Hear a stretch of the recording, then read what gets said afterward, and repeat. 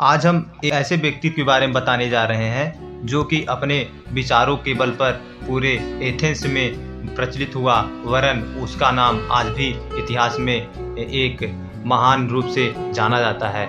आज हम बताने जा रहे हैं, आप लोग सिकंदर के नाम जरूर सुने होंगे। सिकंदर का गुरु अरस्तु था, जो कि एक प्रसिद्ध दार्शनिक था और जिसको जीव विज्ञान का जनक भी माना जाता था। और अरस्तु का गुरु प्लूटो हुआ। प्लूटो भी एक बहुत बड़ा दार्शनिक और इतिहासकार हुआ। और प्लूटो के एक भी गुरु सुकरात हुए। आज हम उन्हीं पे बात करने वाले हैं। सुकरात एक महान दार्शनिक तथा महान राजनीतिक और आडंबरों और अंधविश्वासों को मिटाने वाले एक महत्वपूर्ण क्रांतिकारी के रूप में एथेंस में जाने जाते हैं। सुकरात का जन्म 469 ईसा पूर्व एथेंस में हुआ था तथा इनके पिता एक मूर्तिकार तथा माता एक दाई थी।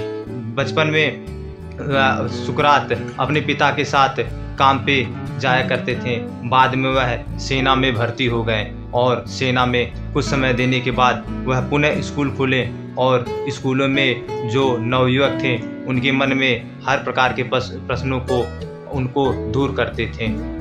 सुकरात कभी कभी टहलने जाया करते थे और लोगों से मिलते थे और उनके मन में जो भी आडंबर था, जो भी अंधविश्वास था, उनको मिटाने की कोशिश करते थे और एक तर्क रखते थे कि ये क्या गलत है, क्या सही है। वह मुख्यतः देवी देवताओं और अंधविश्वास और आडंबर का विरोध करते थे।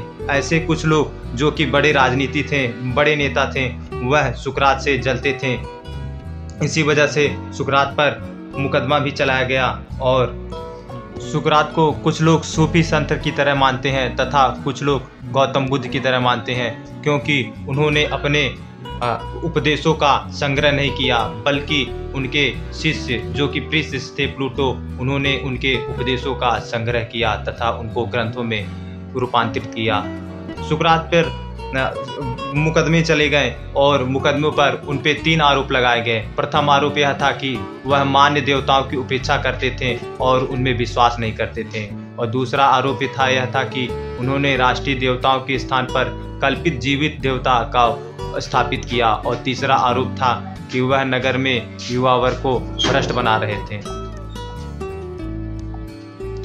जब सुकरात पर मुकदमा चल रहा था तब उसने अपना वकील करने के लिए मना कर दिया और कहा कि एक व्यवसायी वकील पुरुषत्व का व्यक्त नहीं कर सकता है। सुकरात ने अदालत में कहा, मेरे पास जो भी कुछ था मैंने वह एथेंस वासियों की सेवा में लगा दिया। मेरा उद्देश्य केवल अपने साथी नागरिकों को सुखी बनाना है।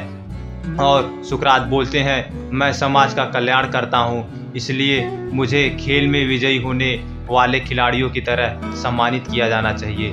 सुकरात के विचारों से एथेंस के राजतंत्र घबरा गए थे और उन्हें देशद्रोह का इल्जाम लग गया था।